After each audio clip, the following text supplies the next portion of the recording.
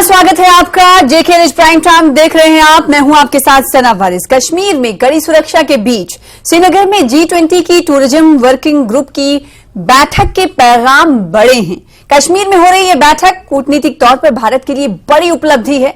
इससे दुनिया कश्मीर के सामान्य होते हालात की झलक भी देख रही है, तो वहीं कश्मीर के लिए दुनिया भर में तरक्की की राहें खुलने की भी उम्मीद है। धारा 370 हटाए जाने के बाद कश्मीर में ये पहला बड़ा आयोजन है, इसीलिए किसी तरह की कोई कसर नहीं छोड़ी जा रही, क्योंकि पाकिस्तान इस इवेंट की वजह से बौखलाया है। चीन के अलावा सिर्फ 2 देश तुर्की और सऊदी अरब ने बैठक के लिए हिचकिचाहट दिखाई है, यानी वो शामिल नहीं हुए। इन देशों को छोड़ दें तो अमेरिका, रूस, ब्रिटेन, कनाडा, फ्रांस, जर्मनी, यूरोपीय यूनियन और साउथ अफ्रीका जैसे 17 ताकतवर देशों के कई डेलीगेट समिट में हिस्सा ले रहे हैं। बैठक के कई सेशन हैं जिनके जरिए मेहमानों को कश्मीर की संस्कृति से वाकिफ कराया जा रहा है। जहां दुनिया कश्मीर की खूबसूरती से रूबरू हो रही है, तो वहीं जम्मू कश्मीर इंडस्ट्री से जुड़े लोगों को विकास के इस नए आयाम इस समिट से, इस बैठक से खुलने की उम्मीद है। तो आज इसी मुद्दे पर करेंगे चर्चा कई खास मेहमानों के साथ, और वो झलकियां भी आपको दिखाएंगे जो वक्ताओं की तरफ से, केंद्रीय मंत्रियों की तरफ से इस बैठक के आयोजन के हवाले से कही है, और कश्मीर किस तरह से रहा है। अगर पिछले के दशकों को देखें तो उस पर भी कहीं ना कहीं नजर डाली। आइए सबसे पहले दिखाते हैं।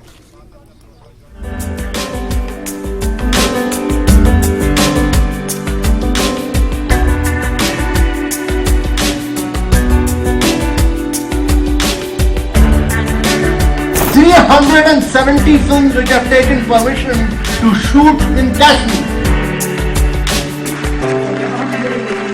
वादी कश्मीर एक फिल्म का डेस्टिनेशन रहा है। बहुत सारे सितारे कश्मीर के नाम पर बने।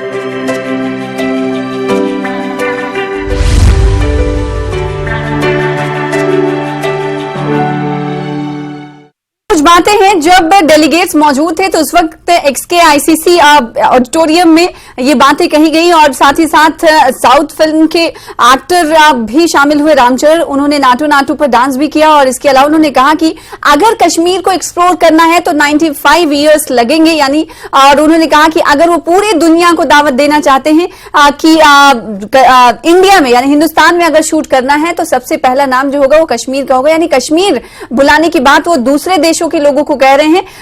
तो कश्मीर की खूबसूरती और साथ ही साथ किस तरह से कश्मीर का दौर रहा है और अब किस तरह से तरक्की की राहें खुलने वाली है इस बैठक के बाद, इस समिट के बाद, इसका अंदाजा लगाया जा सकता है। कई खास मेहमान जुड़ चुके, चलिए चर्चा की शुरुआत करते हैं। सबसे पहले खास मेहमानों का तारुफ करा दें। आप फारूक अमीन साहब को देख पा रहे हैं, फॉर्मर सेक्रेटरी जनरल हैं KCCI के। आपका स्वागत करते हैं खास डिबेट का हिस्सा बनने के लिए। इसके अलावा खास मेहमान याकूब दुनू साहब, स्पोक्स पर्सन है हाउस बोट ओनर्स एसोसिएशन के। हमें जानते हैं कि आज डल झील पर इन तमाम प्रतिनिधियों को शिकारा राइड भी कराई जा रही है, तो और एक पर्यटन का एक हिस्सा है शिकारा। अगर जम्मू कश्मीर, अगर खासकर कश्मीर आप जाते हैं और शिकारा राइड नहीं करते हैं, हाउस बोट में आप वक्त नहीं गुजारते हैं, तो आपका वो जो टूर है कहीं ना कहीं अधूरा रहता है। तो इसलिए इनसे भी हम बातचीत करेंगे कि इस तरह के इवेंट इन एसोसिएशन के लिए कैसे रहने वाले हैं। और अभिजीत जसोटिया साहब स्पोक्स पर्सन है भारतीय जनता पार्टी के, और इसके अलावा एक और बहुत खास मेहमान हमारे दरमियान मौजूद हैं, ओम प्रकाश खजूरिया साहब जो कि POJ के रिफ्यूजी हैं, हमारे बीच मौजूद हैं। सबसे पहले ओम प्रकाश जी, मैं आपसे ही शुरू करना चाहूंगी कि एक पाकिस्तान ऑक्युपाइड जम्मू कश्मीर का रिफ्यूजी जब इवेंट कश्मीर में इस तरह का हो रहा है, अंतर्राष्ट्रीय आयोजन है ये, इस पर दुनिया की निगाहें टिकी हुई हैं, ना सिर्फ दुनिया की निगाहें टिकी हुई हैं, इस आयोजन से जम्मू कश्मीर के जो लोग हैं इंडस्ट्री से जुड़े जो लोग हैं वो लोग उम्मीद लगाए बैठे हैं कि विकास की राहें खुलेंगी। एक POJ के रिफ्यूजी के लिए ये इवेंट कैसा है, सबसे पहले मैं आपसे ही समझना चाहूंगी। देखिए, जब हम जम्मू कश्मीर की बात करते हैं तो मैं अखंड जम्मू कश्मीर की बात करता हूं। अखंड जम्मू कश्मीर मतलब कि बहुला हिस्सा जो पाकिस्तान के नाजायज कब्जे में है, जहां से मेरे परिवार के लोग, मेरी कम्युनिटी के लोग वहां से विस्थापित होकर जम्मू के भिन्न भिन्न कैंपों में रह रहे हैं, मैं उस जम्मू कश्मीर की बात करता हूं।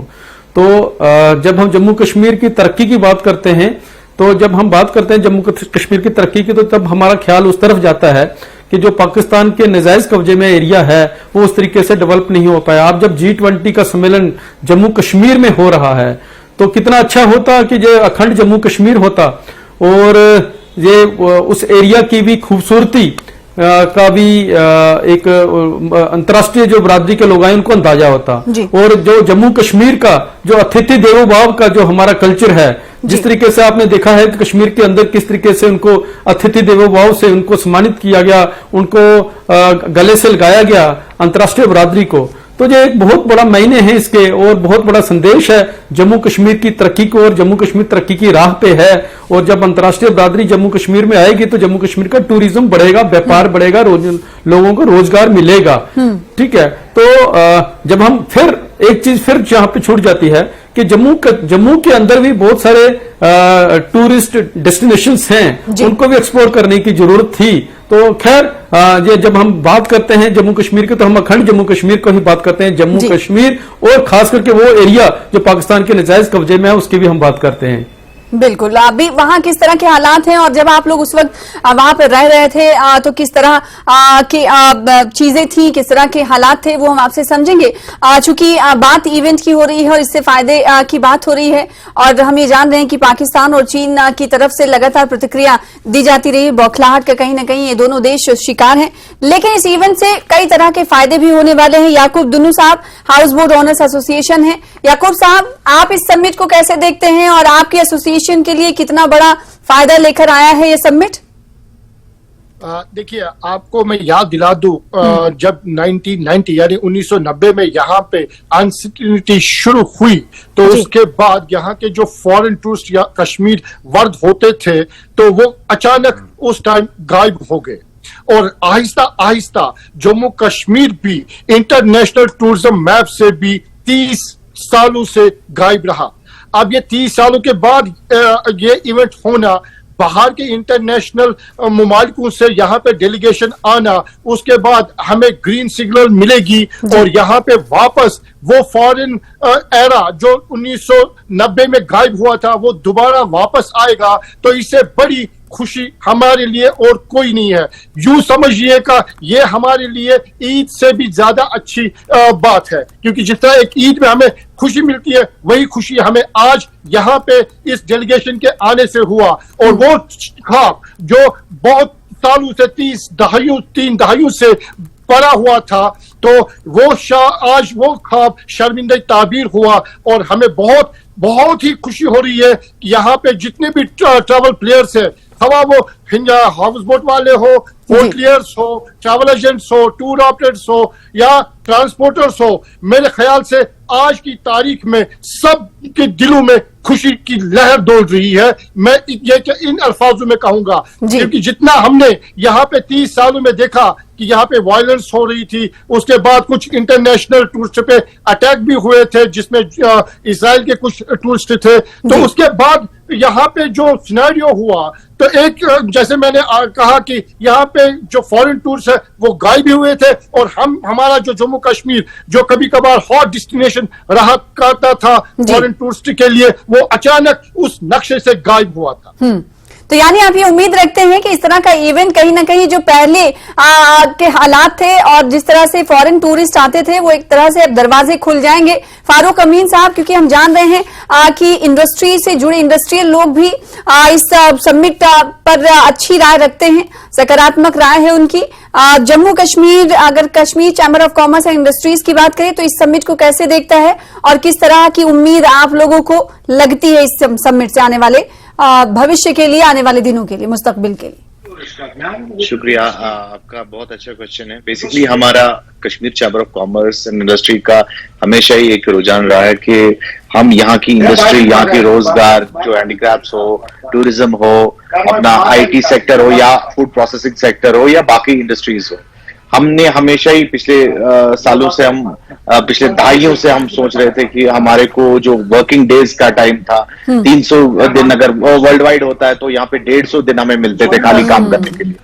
बट आने वाले ये पिछले 5-8 साल से यहाँ पे सिचुएशन थोड़ा बेटर हुई है, उसकी वजह से जो काम करने का माहौल मिला है, जो जज्बा हुआ है, वो हमारे लिए बहुत अच्छी बात है। G20 का इस टाइम पे होना, G20 के जो गेस्ट आए हैं हमारे यहाँ पे, इनका होना ये हमारे एक ब्रांड, ये हमारे लिए एक खुशी की बात है and we have always welcomed it. अब क्या है इसमें, ये जो G20 के ये हमारे ब्रांड एम्बेसडर बनेंगे, यहाँ की जो यहाँ की ब्यूटी देख के, यहाँ की प्रॉस्पेरिटी देख के ये वापस जाके जो ट्रैवल एडवाइजरीज थी हमारे कुछ कंट्रीज की ताकि टूरिस्ट आते नहीं थे, अब हमें उम्मीद है कि वो हट जाएंगी और लोग देखेंगे कि जब G20 हो सकता है, it's safe for the common people also. तो ये एक बड़ी अच्छी बात है हमारे लिए। ये एक इंटरनेशनल प्लेटफॉर्म पे हमारा जो ये ब्रांडिंग हो रही है as a Jammu and Kashmir, जो आज भी हमारे टूरिज्म डिपार्टमेंट ने प्रेजेंटेशन दी वहां पे, और सारे as a destination, as a film destination इसको आज दिखाया गया प्रोमिनेंटली। ये बहुत अच्छी बात है हमारे लिए, ये हमारे लिए बहुत जबरदस्त बात है और we always have been supporting this. जी बिल्कुल। तो आपने देखा कि कई शोबे से जुड़े हुए लोग हैं जो G20 के इवेंट को सपोर्ट करते हुए दिखाई दे रहे हैं, ना सिर्फ सपोर्ट करते हुए दिखाई दे रहे हैं, उनका कहना है कि भविष्य में उनके लिए राहें हमवार होंगी। अभिजीत जसरोटिया साहब हमारे साथ मौजूद है, भारतीय जनता पार्टी के स्पोक्स पर्सन है। अभिजीत साहब, कुछ देर पहले तो आपकी प्रतिक्रिया जानना चाहेंगे। इसके अलावा हमारे साथ ओम प्रकाश जी हैं, वो ये कह रहे थे कि जम्मू में भी कुछ इवेंट होता।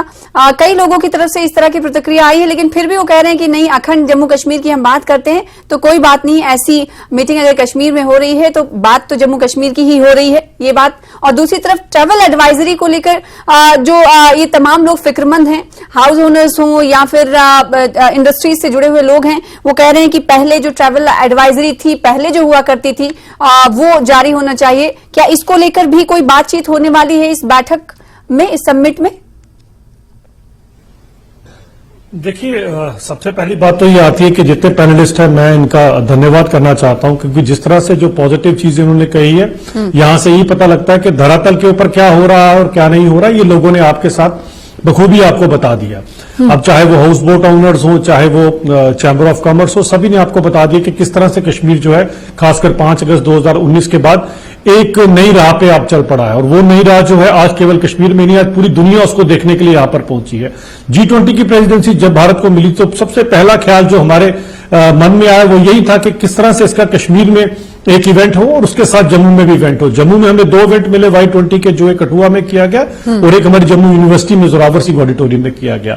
और G20 का ये इवेंट कश्मीर में करना काफी ज्यादा इंपॉर्टेंट भी था, क्योंकि टूरिज्म पॉइंट ऑफ व्यू से अगर आप देखें तो कश्मीर की तरफ पूरी दुनिया देखती है। और वो जो 90 में जो लॉस्ट ग्लोरी थी कश्मीर में, जो बम बंदूक गोला यहां पर दाखिल हो गया चंद पार्टियों की जो अपने मतलब और अपनी जाति मफाद की वजह से जिन्होंने यह दाखिल कर दिया, आज उनसे निजात मिल गई है काफी हद तक। और 5 अगस्त 2019 के बाद जब मैं लोगों से यहां पर बात करता हूं तो काफी सारे लोग जो टूरिज्म इंडस्ट्री में डिपेंडेंट हैं, वो कहते हैं 30 सालों में जो हमने खोया वो पिछले 3 सालों में रिकवर होना शुरू हुआ है। इसमें खैर वो लोग तो वापस नहीं आ सकते जिन्हें बेचारों को इस सब अराजकता के चलते अपने प्राणों से हाथ धोना पड़े, वो तो वापस नहीं आ सकेंगे। लेकिन कहीं ना कहीं हम एक नई राह पर चल पड़े हैं और आज पूरी दुनिया आज जो कश्मीर को देख रही है।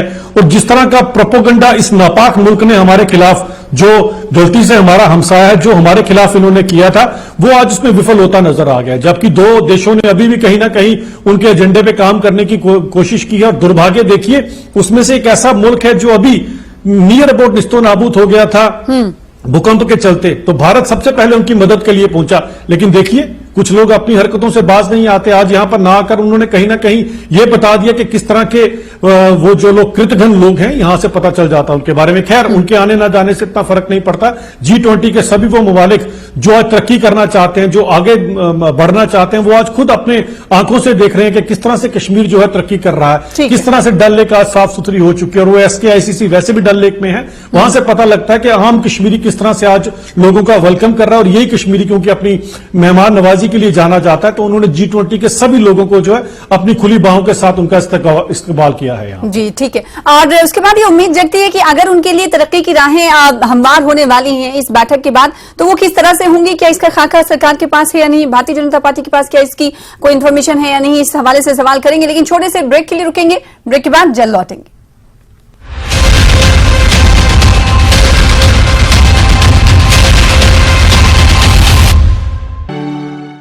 जनता कश्मीर में G20 की बैठक जारी है। बैठक का आज पहला दिन था। ये बैठक 24 मई तक जारी रहने वाली। सुरक्षा के कड़े बंदोबस्त किए गए हैं। लोगों को थोड़ी परेशानियां हो रही हैं, लेकिन उनकी बेहतरी के लिए, क्योंकि सकारात्मक जिस तरह से व्यू पॉइंट आप देख पा रहे हैं, उससे समझा जा सकता है कि कश्मीर की प्रगति सबसे सरेफहरिस्त है, अव्वल पन्ने पर है। कई खास मेहमान हमारे साथ जुड़े हुए हैं।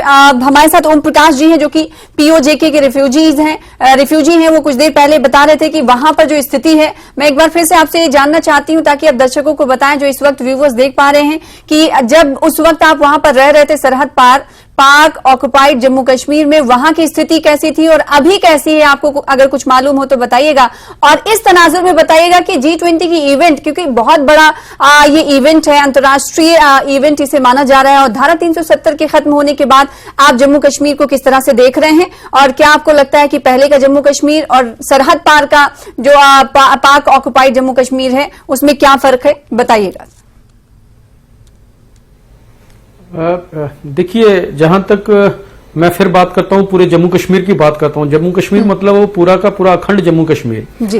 तो आप बात करें कि उस समय कि जब, क्योंकि मेरे मदर फादर अभी अलाइव हैं, दे आर ओवर 90, और मेरे फादर तो वेल पॉलिटिकली कॉन्शियस हैं, वो ठीक है, तो पॉलिटिकली अवेयर हैं। तो जब हम उनसे चर्चा करते हैं, बात करते हैं, जो हमें बताते हैं, तो वहां पे खुशहाल जम्मू कश्मीर था। और जब आज जो वर्ल्ड वाइड एक नया शब्द आया है, ह्यूमन राइट्स वायलेशन, मानव अधिकारों का हनन, तो अगर देखें जो मानव अधिकारों का जो हनन का जो सिलसिला शुरू हुआ, वो 22 अक्टूबर 1947 को शुरू हुआ, जब पाकिस्तान की कवाली हमला हो गया, पाकिस्तान की तरफ से कवाली हमला हो गया। तो मैं बताऊं, आजाद हिंदुस्तान में जो पहला जो ह्यूमन राइट्स वायलेशन हुआ, लगभग 45 से 50 हजार लोगों का जीनोसाइड हुआ, वो पाक अधिकृत कश्मीर के लोगों का। तो अगर वहां से जो माइग्रेंट होकर लोग आज डिफरेंट जो रिफ्यूजी कैंपों में रह रहे हैं, रेलवे पटरीज पे रह रहे हैं, उनकी हालत पे आज पॉलिटिक्स करने की जरूरत नहीं है, ना ही, क्योंकि जब अंतर्राष्ट्रीय इवेंट हिंदुस्तान में हो रहा है, तो हमें अबव द पार्टी पॉलिटिक्स हमें समझना चाहिए कि ये भारत के लिए एक बड़ी अच्छी खुशखबरी है। तो जहां तक जम्मू कश्मीर की बात है, जम्मू कश्मीर जब अखंड जम्मू कश्मीर की बात करते हैं, तो अगर जब हम बात करते हैं तो ये पूरे का पूरा जम्मू कश्मीर, वो बड़ा एरिया भी खास करके जो पाकिस्तान के नाजायज कब्जे में है, वहां भी बहुत अच्छी वादियां थी, बहुत अच्छा मौसम था, वहां पे अच्छे फ्रूट्स हुआ करते थे, अच्छी टूरिस्ट डेस्टिनेशंस थी। और जम्मू कश्मीर तो शुरू से ही एक काफी सदियों से टूरिज्म का डेस्टिनेशन रहा, चाहे इसको रिलीजियस टूरिज्म का हो, एडवेंचर टूरिज्म का हो, और उसके बाद अगर हम स्पोर्ट्स टूरिज्म की बात करें, और उसके बाद मेडिसिन टूरिज्म की बात करें, एजुकेशन टूरिज्म की बात करें, जहां शारदा पीठ एक बड़ा ऐतिहासिक हमारी जगह रही है, जहां रिलीजियस प्लेसेस की बात करें, माता वैष्णो देवी रही है, चिरारे शरीफ है, शाहदरा शरीफ है। जम्मू कश्मीर की बात करते हैं तो अखंड जम्मू कश्मीर की बात करते हैं, कई और वक्ता है, उनका रुख कर लेते हैं। दुन्नू साहब, मैं आपके पास आना चाहूंगी। आर्टिकल 370 के एब्रोगेशन के बाद अगर इस इवेंट को भी देखा जाए, तो आपको क्या लगता है कि हाउस बोट ओनर्स एसोसिएशन के लिए ये आर्टिकल 370 का एब्रोगेशन कितना फायदेमंद रहा? क्या टूरिस्ट पहले के मुकाबले ज्यादा बढ़े? आपकी प्रतिक्रिया इस पर क्या है? क्योंकि KCCI की तरफ से कहा जा रहा था कि पहले हड़ताल और बंद और कम दिनों में ही उन्हें काम करने का मौका मिलता था। आपकी प्रतिक्रिया क्या है? देखिए, मैं तो एक साधारण बिजनेसमैन हूँ, हाउस बोट ऑनर हूँ, तो मैं एक टूरिस्ट प्लेयर के हिसाब से इस सवाल का जवाब दूंगा, ना कि एज अ पॉलिटिशियन। देखिए, जब यहाँ पे एब्रोगेशन ऑफ आर्टिकल हुआ, तो उसके बाद 6 महीना यहाँ पे सारा का सारा जम्मू एंड कश्मीर बंद रहा। ये वाजह है, सबको मालूम है, इंटरनेट बंद था, सब बंद था, क्योंकि वो तो एक सिक्योरिटी रीजन था जिसकी वजह से वो सब कुछ किया गया। खैर, जब उसके बाद आहिस्ता आहिस्ता लाइफ यहाँ की पटरी पे आ गई, और गवर्नमेंट ऑफ इंडिया ने यहाँ पे बाकी रियासतों में एग्जीबिशंस किए, रोड शोज किए, प्रचार किए। जब हाउस बोट ओनर्स एसोसिएशन से हम बात कर रहे हैं इस वक्त, तो खूबसूरत तस्वीरें भी इस वक्त हम टीवी स्क्रीन पर दिखा रहे हैं। ये डल झील की तस्वीरें हैं, जहां पर शिकारा राइड बराह रास्त तस्वीरें हैं जो इस वक्त टीवी स्क्रीन पर चल रही हैं, और इसमें वो तमाम प्रतिनिधि बैठे हैं जो समिट में हिस्सा लेने के लिए पहुंच रहे हैं। कहा यह जाता है कि अगर आपने जन्नत कश्मीर का रुख किया और शिकारा राइड नहीं किया, तो आपका वो दौरा कहीं ना कहीं अधूरा रहता है। जगमग सी ये तस्वीरें हैं जिसे देखकर लुत्फ अंदोज हो रहे हैं जो स्क्रीन पर देख रहे हैं लोग, और प्रतिनिधि काफी खुश हैं, जैसा कि खुशी साफ झलक रही है, आप देख पा रहे हैं टीवी स्क्रीन पर। तो सीधी तौर पर ये चमकती हुई शिकारा और जगमग शिकारा इसे कहा जा सकता है, और कुछ लोग भी डल झील से इस खूबसूरत नजारे को देख रहे हैं। दुन्नू साहब का एक बार फिर से रुख करेंगे। दुन्नू साहब अपनी बात कंप्लीट कर सकते हैं आप। जी, तो मैं यही कह रहा था कि फिर 6 महीनों की रिस्ट्रिक्शंस के बाद यहाँ पे गवर्नमेंट ऑफ इंडिया ने एक बहुत ही अच्छा मुफीद कदम उठाया। वो बाकी रियासतों में गए, एग्जीबिशंस हुए, प्रमोशंस किए और बड़े एफर्ट्स डाले। यहाँ तक कि यहाँ के जो जम्मू कश्मीर डिपार्टमेंट टूरिज्म के डायरेक्टरेट्स भी थे, उन्होंने भी बहुत एफर्ट्स इसमें डाल दी, जान में जान डाल दी। और नतीजा ये हुआ कि लास्ट ईयर 2022 में जो हमने फुटफॉल यहाँ पे देखा टूरिस्ट के आने का, तो वो एक रिकॉर्ड तोड़ सीजन था। इसी तरह आज इस साल जो यहाँ पे 2023 में टूरिस्ट का वर्क हुआ, आज यहाँ पे जो टूरिस्ट आए, मार्च से ही टूरिस्ट गार्डन जब खुल गया टूरिस्ट के लिए, तो दोबारा एक टूरिस्ट का रिकॉर्ड देखा गया। और बिल्कुल, तो ये रिकॉर्ड तोड़ पर कहीं ना कहीं सयाहों में, पर्यटकों में, कश्मीर आने वाले पर्यटकों में इजाफा देखा गया। फारूक अमीन साहब, मैं आपसे ये समझना चाहती हूँ, जानना चाहती हूँ क्या, क्योंकि कई सारे औद्योगिक क्षेत्र से जुड़े हुए लोग जब डिबेट का हिस्सा बनते हैं तो उनका ये कहना होता है कि अगर ये तमाम मेहमान हमारे यहाँ आए हुए और हम जम्मू कश्मीर के लिए नए विकास की प्रगति पर है कहीं ना कहीं, तो क्या कुछ ऐसा खाका और ऐसी पॉलिसी की भी आप लोग उम्मीद करते हैं कि इनके जाने के बाद ही आप लोगों को मालूम हो पाए कि इस सेक्टर में कुछ आगे बढ़ने की बात हुई है? देखिए, हमें तो बहुत सारी एक्सपेक्टेशंस है इससे। हमें ये एक्सपेक्टेशंस है कि ये जाएंगे, हमारे ब्रांड एम्बेसडर बन के जाएंगे बाहर।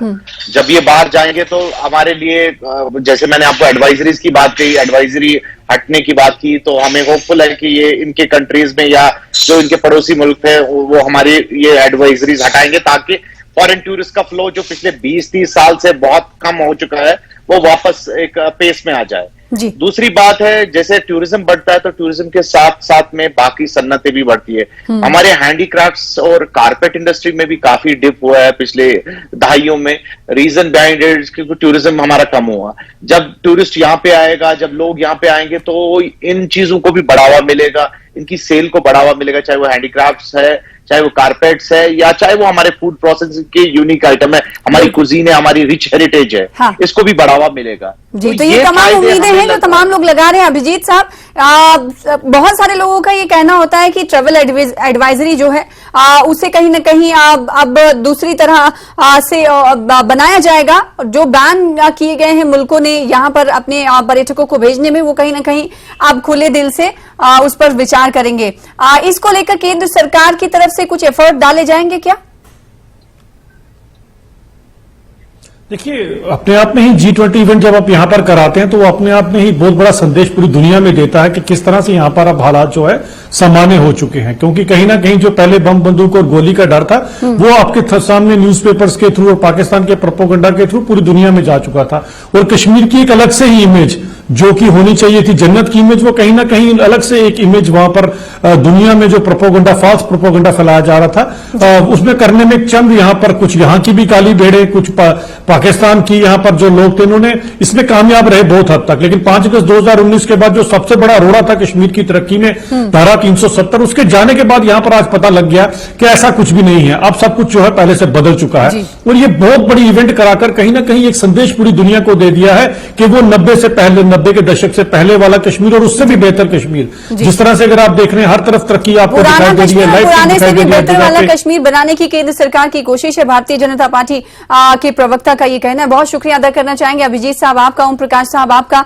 फारूक अमीन साहब आपका, याकूब दुन्नू साहब आपका इस चर्चा में शामिल होने के लिए, डिबेट का हिस्सा बनने के लिए। फिलहाल इसी के साथ मुझे दीजिए इजाजत। देखते रहिए न्यूज़ 18 JK रिच पे तमाम खबरें। नमस्कार।